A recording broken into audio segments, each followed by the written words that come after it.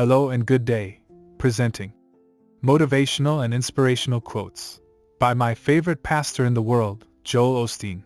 Here are now 5 more quotes, 731 through 735. Let's get started with number 731. God is faithful. Don't let a lack of evidence convince you that nothing is happening. In the unseen realm, things are changing in your favor. Forces that have stopped you in the past have been broken. 732. Collect the positives in your past. In the Old Testament, God commanded His people to have certain feasts and certain celebrations. One of the main reasons was so they would remember what He had done. Several times a year they would stop what they were doing so everybody could take off. They would celebrate how God brought them out of slavery and how God defeated their enemies and how He protected them. They were required to remember. In another place it talks about how they put down what they called memorial stones. These were big stones. Today, we would call them historical markers. The stones reminded them of specific victories.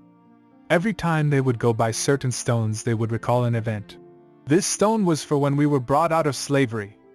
This stone is for when our child was healed. This stone is for how God provided for our needs. Having these memorial stones helped them to keep God's deeds fresh in their memories. In the same way, you should have your own memorial stones. When you look back over your life, you should remember not when you failed, no when you went through a divorce, not when your business went down, not when you lost that loved one, not when the boss did you wrong. That's remembering what you're supposed to forget. You need to switch over to the other channel. Remember when you met the love of your life. Remember when your child was born. Remember when you got that new position. Remember when the problems suddenly turned around. Remember the peace you felt when you lost a loved one. Remember the strength you had in that difficult time. It looked dark. You didn't think you'd see another happy day again, but God turned it around and gave you joy for mourning, beauty for ashes, and today you're happy, healthy, strong. We should all have our own memorial stones. 733. There's nothing you can do to change the fact that you're a son. When you gave your life to Christ, you were born into the family of God. You can't get unborn. You can't make a mistake that's too big. You can't get too far off course. You may disqualify yourself, but God never disqualifies you. 734. Everything that happens in life, the difficulties, the delays, the things that are not fair, they're not random. God is giving you the opportunity to grow, to come up higher. He's getting you prepared to handle the weight of favor, the weight of influence. 735. David said in the Psalms, "Surely goodness and mercy will follow me all the days of my life." In the past you may have had disappointments and setbacks following you around, but you need to let go of what didn't work out. Let go of every mistake, and let go of every failure. Expect goodness and mercy to follow you wherever you go. It's good to look back sometimes and just say, "Hey goodness. Hey mercy. How are you doing back there?" Some people don't realize that they're always looking for the next disaster, looking for the next failure, or looking for the next bad break.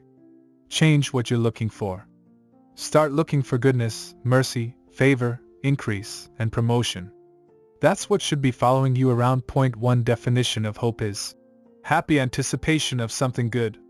If you're anticipating something good, it's going to bring you joy. It will give you enthusiasm. When you're expecting your dreams to come to pass, you'll go out each day with a spring in your step. But if you're not anticipating anything good, then you'll drag through life with no passion. I don't say this arrogantly, but I expect people to like me. Maybe I'm naive, but if I am, do me a favor and leave me in my ignorance. When I go somewhere, I don't have all these walls up. I'm not defensive, insecure, intimidated, or thinking, "They're not going to like me. They're probably talking about me right now." I expect people to be friendly. I believe that when people turn on my television program, they can't turn me off. I think when people see my book in the stores, they'll be drawn to it. I'm talking about having an attitude of expecting good things. You need to get your expector out.